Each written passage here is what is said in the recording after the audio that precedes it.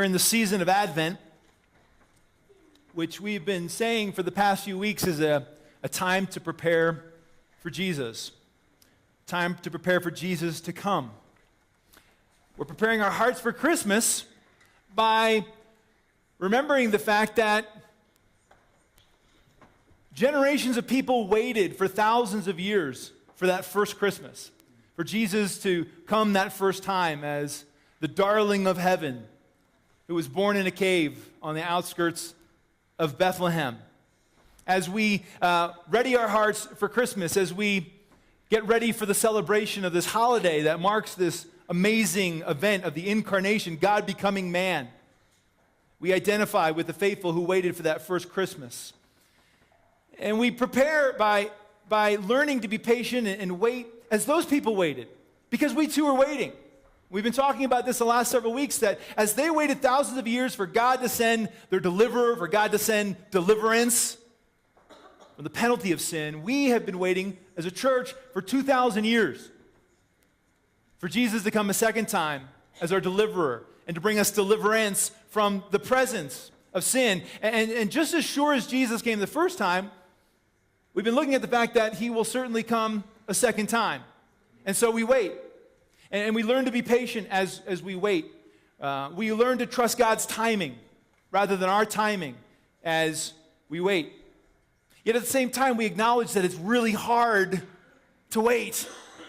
This week at the Christmas store, I had the opportunity to interact with lots of little kids who just came out of the Christmas store and they came to get their parents, and they were carrying these bags filled with wrapped presents.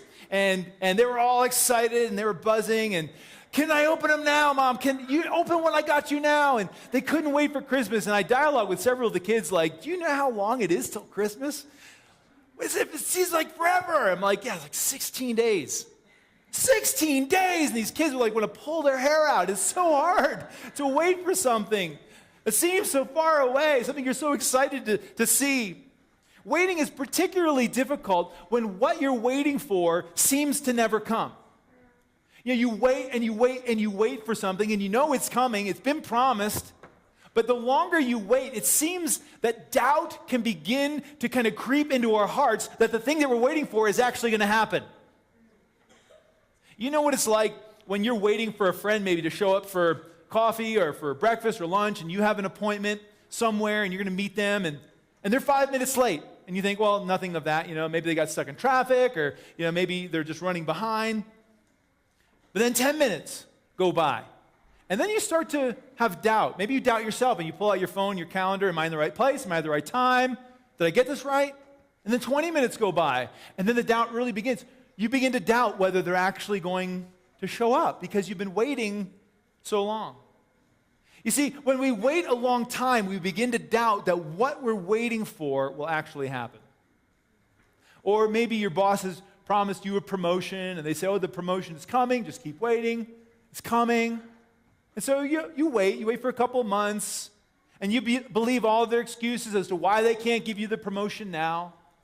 But then years go by, and you begin to doubt whether the promotion that has been promised you is actually ever going to come. You see, the longer we wait for something, the more we begin to doubt that what we're waiting for is actually going to happen. But many of us are actually waiting for things much more significant than a friend to show up or a promotion. This last week I ran into an old friend I hadn't seen in a long time, and she lost her husband a few years ago, and she is still deep in grief. And 10 seconds into our conversation, the tears started to flow, and she just started to weep. And she said through tears, I can't wait for the resurrection. I can't wait for Jesus to come again. But that's one of those things we've been waiting for a long time, 2,000 years. And when we wait for something for a long time, it's easy for many of us to begin to doubt that what we're waiting for will actually happen. So what do we do with doubt? This week, as we look at yet another main person in the story of Christmas, we're going to see what happened with doubt in this person's life, and we're going to see what we do with doubt, with our own doubt, with the promises that we're waiting for the fulfillment of. And if you have a Bible, I encourage you to find Luke chapter 1. We're going to be in Luke chapter 1 today. Go ahead and find that. I'll also have much of it up on the screen. Kids, our word of the day today is actually a name. If you count how many times you hear me say the name Zechariah, count how many times you hear me say the name Zechariah, take it to the foyer afterwards, and I think we'll have something for you there. So Luke chapter 1, and we're going to begin in verse 5, as we are introduced to an old couple named Zechariah and Elizabeth. Luke 1 verse 5 says this, "In the time of Herod, king of Judah, there was a priest named Zechariah who belonged to the priestly division of Abijah. His wife Elizabeth was also a descendant of Aaron. Both of them were upright in the sight of God, observing all the Lord's commandments and regulations blamelessly. But they had no children, because Elizabeth was barren, and they were both well along in years." Right from the get-go, I don't know about you, but I kind of get the sense I would like this couple. This is the kind of couple you'd want to spend some time with. Zechariah is a priest, and Elizabeth, his wife, they're up in years, but these are people of integrity. These are salt of the earth kind of people. They're above reproach. They're upright people. And they had been through some suffering. They knew what it was like to have pain in their lives. You see, Elizabeth was barren. She couldn't have children. I know in our culture, it is a very difficult thing to want children and not be able to have them. It is a very painful thing. In Elizabeth's culture, not only was it painful and difficult, but it was shameful. And it was considered to be a curse from God. You had done something wrong. You had done something to offend God. You had sinned in some way. That's why he's not giving you children. So right in the story, we see that things aren't as they should be for Elizabeth and for Zechariah. They are upright people. They follow God. They're following him blamelessly, and children are a blessing from God. And so, why no children? And I could just imagine, we can imagine together countless nights over years, maybe over decades, of Elizabeth and Zechariah kneeling down together and pleading with God, God, we just want one child. And the questions come. And they begin to think, well, why do they get children? And we don't get children. They don't follow you the way we do. Or why do they get children? They don't love their children the way we would love our child. And the questions come. And so right from the beginning of the story, you get the sense that this old couple would be someone you could identify with because they had questions the way we have questions. And continuing the story, verse 8 tells us that Zechariah, as a priest, he went to Jerusalem to serve in the temple as he would do twice a year for a week at a time. And his lot was drawn, or he was selected to go and offer incense in the temple, which would be the highlight of his career. You see, every day in the temple, this beautiful temple in Jerusalem, one priest was selected to go into the temple, the only person who would enter the temple that day. And you'd go into the holy place, and there he would offer incense on this altar that stood before this veil, and he would put the incense on there, and the smoke would go up from this altar of the incense, and it would fill the holy place, and then the smoke would flow over this veil into what was known as the most holy place, which is where God said he would dwell. And that smoke going up and over represented the prayers of the people, because at the time he's offering the incense, all of the worshipers are gathered outside of the temple, and they're all praying. And so there is the priest kind of standing in the gap between God and the people, representing them, offering this incense that is supposed to kind of symbolize the prayers of the people going into the presence of God.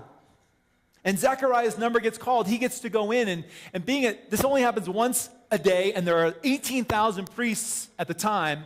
This is a huge thing. Not everyone got to do this. And so Zechariah goes into the temple, and he feels this great honor as he goes in, and he's offering the incense on the altar of incense, and the smoke is rising. And as he is there, something very unusual happens. And that's why Luke chose to write it down. But this is what happened. Then an angel of the Lord appeared to him standing at the right side of the altar of incense. And I just love the way Luke is a historian. He likes facts and he gives us details.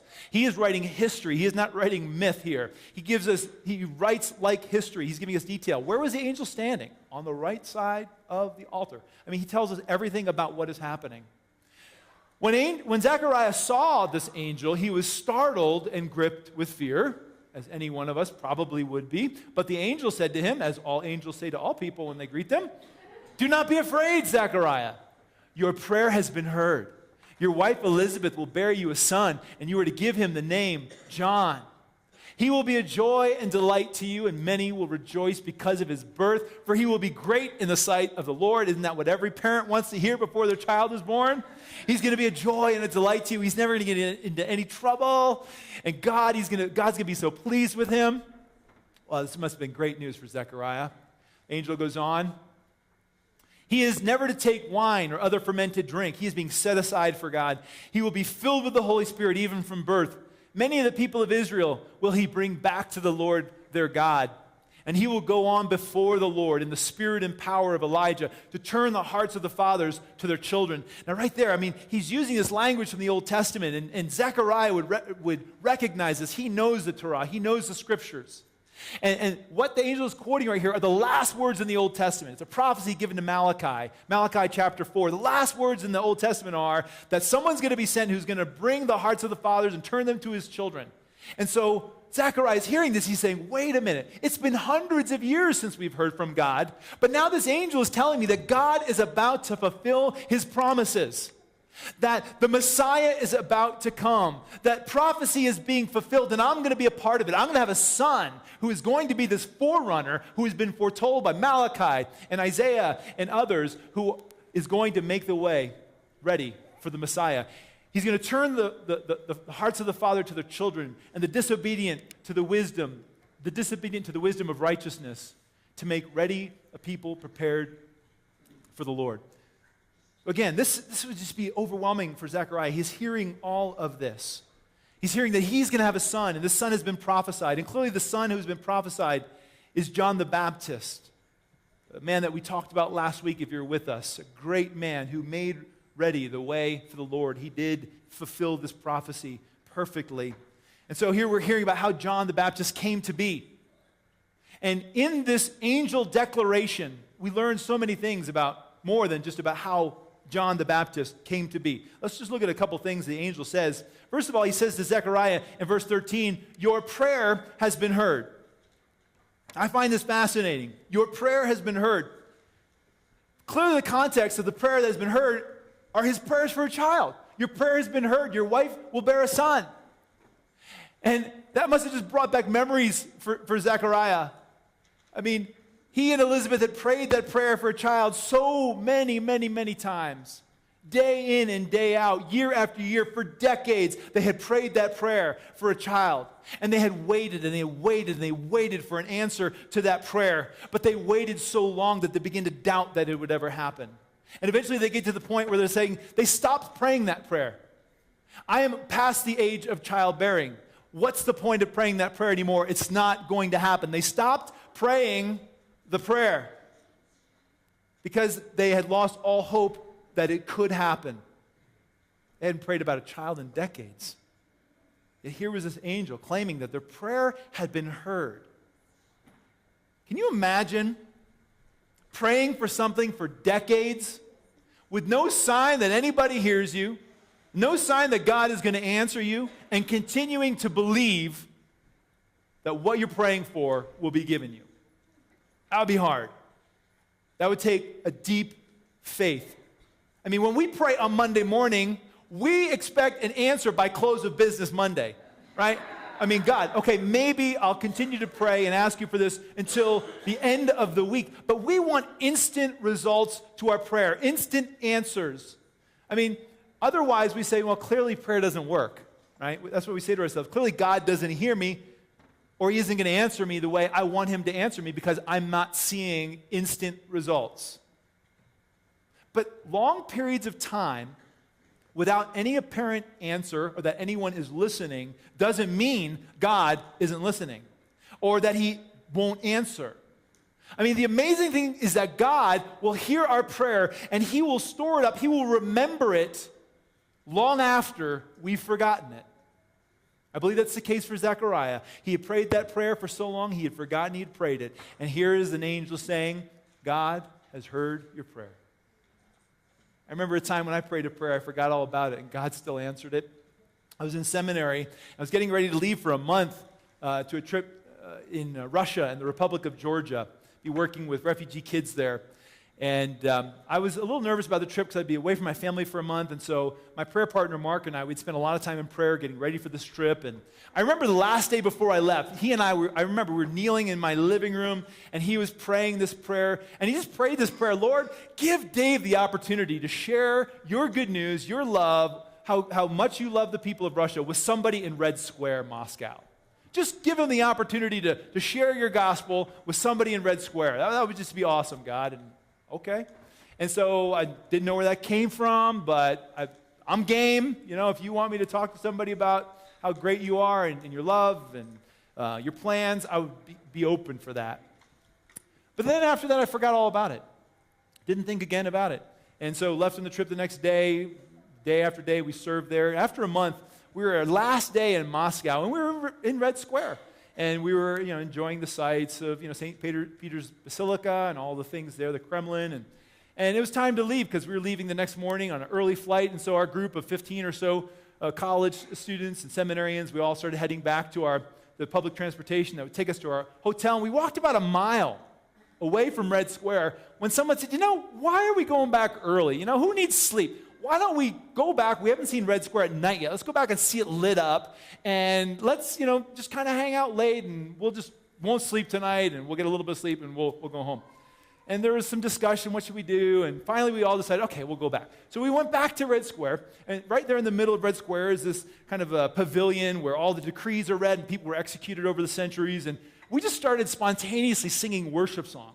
This is back in 1999 when Shout to the Lord was big. We're shout to the Lord. We're singing these songs, and we're just singing in the middle of Red Square, and these Muscovites are walking by us looking at what are these crazy Americans doing? But there were these two guys that were walking by, and they stopped, and they just listened. And as we went from song to song, they kind of started creeping in a little closer, and they sat down, and I saw them, and they kept scooching over closer to us, and so I went over and I engaged them, and they're like, what are you doing? And I told them what we were doing, and they began asking questions about God and what the words of the songs meant in the Bible. And we started talking about creation and where we came from and the reliability of the Bible and evidence for it and who Jesus is and what he did and the payment of sin and resurrection and the second coming and the gospel. And for 3 hours, we talked, and they were taking notes, and they were so excited, and they were asking follow-up questions and clarifying. It was powerful. At the end of that time, we prayed together. And these guys prayed too, and they said it was the first time they ever prayed. And it was just an amazing experience. And the next day on the airplane, I'm journaling about this, and all of a sudden, I just remember sitting there on the plane. I was in a window seat, and I was like, whoa, we prayed about this. Mark prayed this prayer. I completely forgot. But God hadn't forgotten. As a matter of fact, God had been orchestrating all of the events of the previous day to lead us. I mean, he gave that idea to turn around. He turned us around. He put us there, the song, me and him, and that guy walking by, and that I would engage him. All of that had been orchestrated by one prayer that had been prayed 5 weeks before that I had forgotten, but God hadn't forgotten. And in the same way, Zechariah and Elizabeth, they had prayed these prayers again and again and again, and they had forgotten, but God hadn't forgotten. He saw their anguish. He was with them in the middle of their pain, and he never forgot. They lost hope. But all the while, he knew he was going to answer their prayer. Not in their time and not in their way, because he had something bigger planned for them. He had something more significant than what they were asking for. God not only was going to give them a son, but he's going to go one further. Not only was they were going to have a son in their old age, but they were going to have a son who was going to be the forerunner of the Messiah. Someone who we'd still be talking about 2,000 years later. How does Zechariah respond to such an amazing prophecy, such an amazing promise? What does he say to the angel? Zechariah asked the angel a question. How can I be sure of this? I'm an old man and my wife is well along in years. Inflection mine. I don't know if that's how he said it. But I kind of get the sense from the angel's response that's kind of how he said it. I mean, the angel had been going on for quite a while. All this detail about everything that's going to happen, the Son, the Messiah, and the prophecy, fulfillment, and all that. Zechariah had a little bit of time to compose himself and think about how he was going to respond. And this is the best he can do, is to question the angel. How can I be sure of this? I mean, what evidence can you give me to convince me? I want to be certain what you're saying to me is absolutely true. Now, this is coming from a seasoned, mature, faithful priest. This is a professional, religious guy. He knew the Torah. He knew the promises of God. He knew the amazing things God had done for his people in the past. He knew about Abraham and Sarah and how they had had this child in their old age. He knew that nothing was impossible for God. And yet he responds to the angel appearance with doubt. Now contrast that with what will happen in just a few months, where the same angel will go to a teenage girl who has no pedigree, no religious instruction, just a teenager, and he's going to tell her that although she's a virgin, she's going to be pregnant by the Holy Spirit and give birth to the Son of God. And she responds to that by saying, I am the Lord's servant, may it be to me as you have said. Why is that? I believe the reason that the child has faith and the old man has doubt is because the young lady hasn't yet experienced the pain and the disappointment of waiting and waiting and waiting and waiting for something to be fulfilled and suffering the disappointment of not having that you want so much. She hadn't had the disappointment of waiting and waiting and waiting for anything because she hadn't been alive long enough to wait for a long time. And so just to quote the contemporary philosopher, singer, songwriter Taylor Swift, when you're 15 and somebody tells you they love you, you got to believe them, right?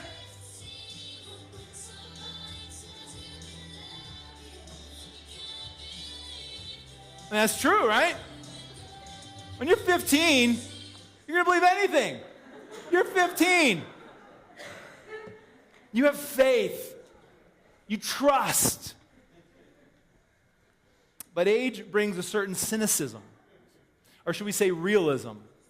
I mean, the disappointments of life, the hurt of people who let us down, the unanswered prayers that we seem to experience, that could all lead us to a heart that's filled with doubt. And so before we're too quick to kind of judge Zechariah on how he responds to the angel with doubt, let's just remember what he has been through, that he had prayed so many times for a son and been disappointed so many times, that he had had his heart broken so many times before, his hopes dashed so many times before. And so when the angel tells him he's going to be a dad in his old age, his knee-jerk reaction is doubt.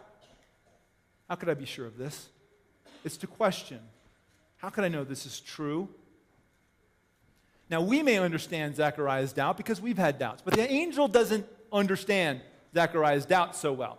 And so he has a different response. The angel answered, I'm Gabriel. Again, inflection mine. I think this is the way he probably said it. I'm Gabriel. I stand in the presence of God, and I have been sent to speak to you and to tell you this good news. You can almost just see the shock and the surprise on this angel's face that someone is actually questioning what he said is going to happen. Do you know who I am? Do you know who I represent? Do you know who sent me? Who are you to say what is possible or not for God? And it just strikes me that this must be how heaven responds to all of our doubts. Because they are able to see things that we're not able to see, and they're able to hear things we're not able to hear, and experience things we're not able to experience. They must look at us in our doubt and say, how could they doubt? I mean, here it is.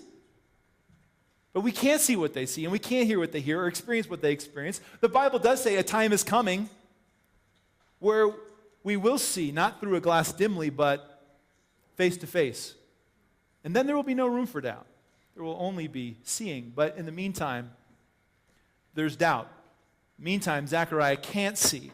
And so he's rebuked by Gabriel. Gabriel goes on and says, and now you will be silent and not able to speak until the day this happens, because you did not believe my words. You did not believe my words, which will come true at their proper time.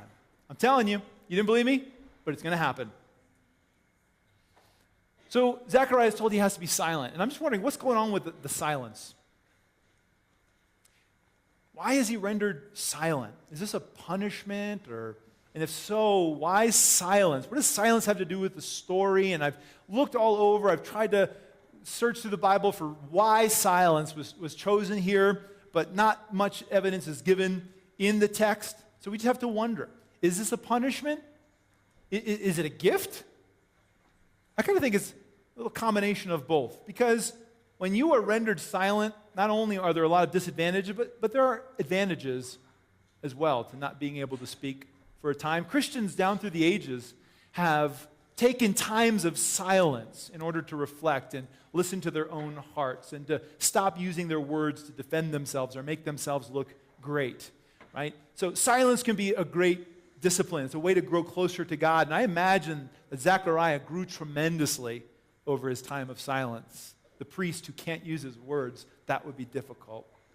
But more than that, this prolonged silence would serve as evidence. Think about this. This is like a sign that God was going to do what he said he would do. Every time Zechariah would start to doubt what happened, which certainly would happen.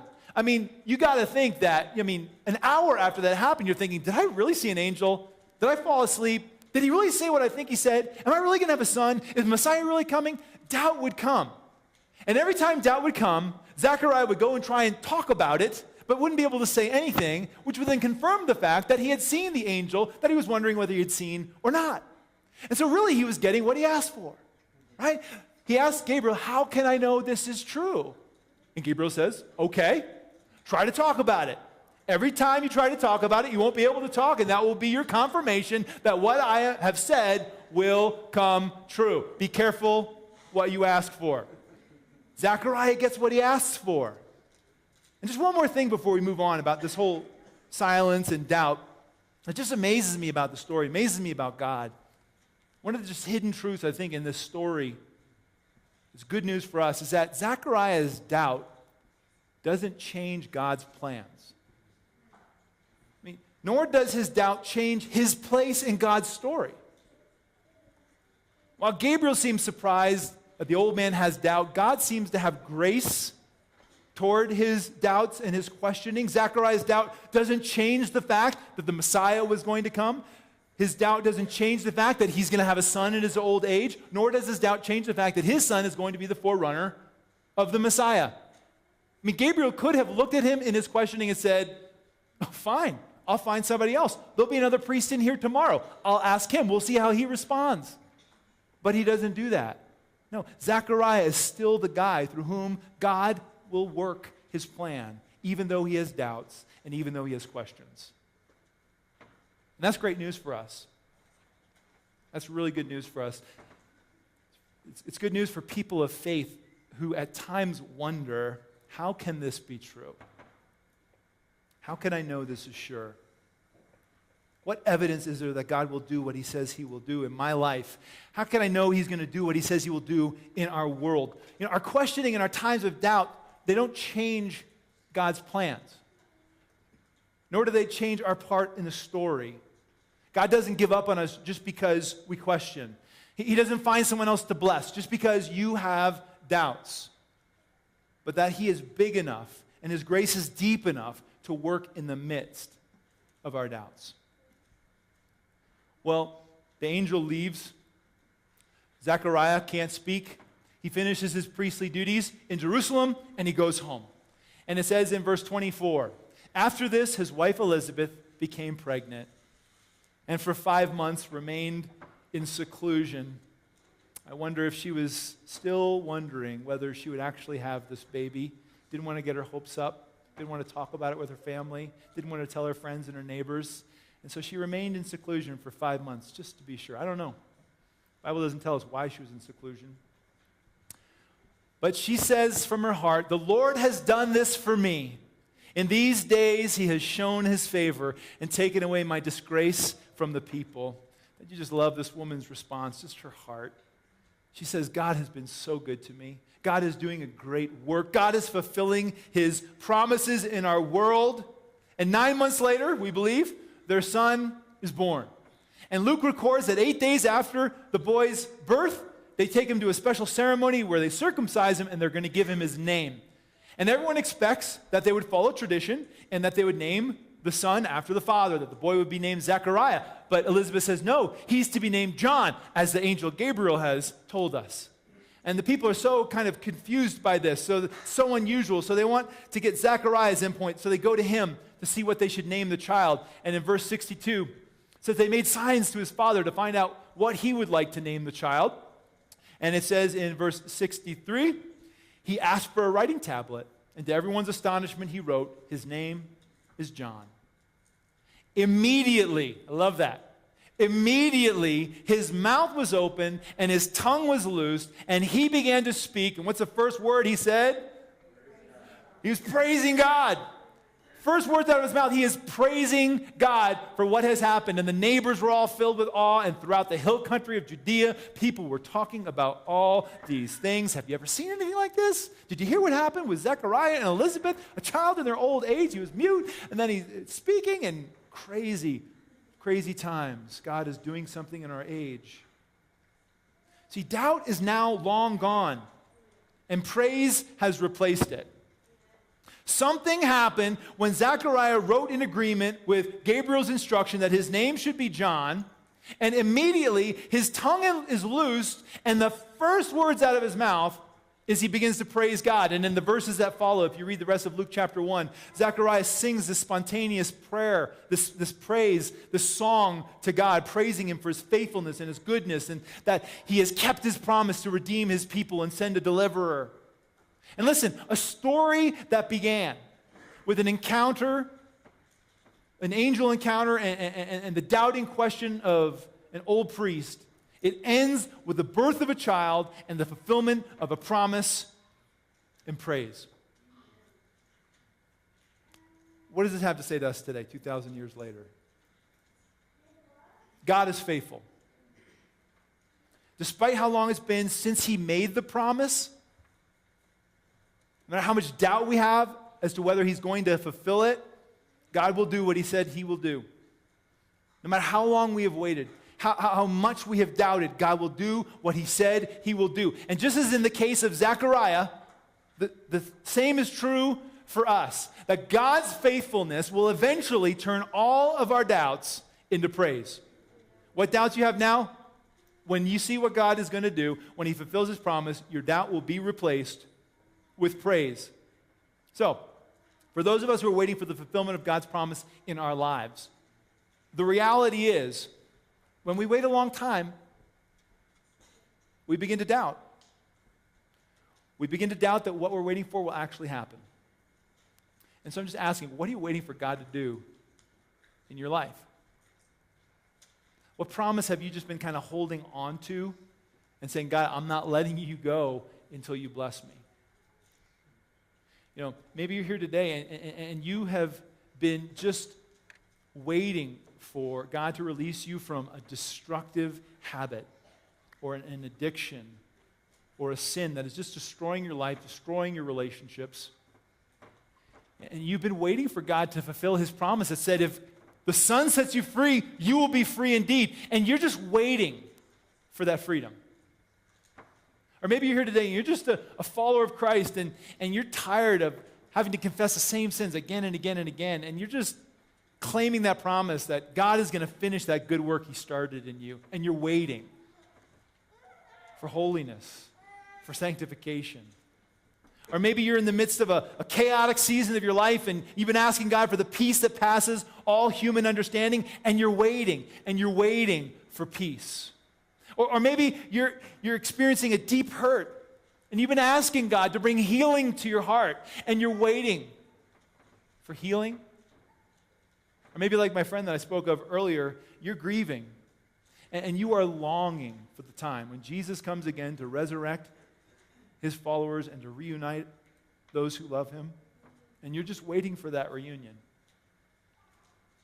Waiting is a part of our celebration of Advent. It's a part of our celebration of Christmas because waiting is a part of the Christian experience. We wait because God doesn't always do things when we want him to, and he doesn't always do things on our timetable. We've been waiting as a church for 2,000 years for Jesus to come again, just as the people of God waited for him to come for thousands of years the first time. And we wait for his promises to be fulfilled in our lives individually as well. And when we wait for these things long enough, doubt can begin to creep into our minds. And you have doubts now, and he understands that. And he's okay with that. But that won't keep God from eventually doing what he said he's going to do. And I'm here to tell you, he is faithful. And when he does what he said he said he was going to do, when he comes again, he sends the deliverer to remove us from the presence of sin. When he comes again and breaks through the clouds and says, I've come for you. Enter the home I prepared for you. In that moment, all of our doubts will be turned to praise.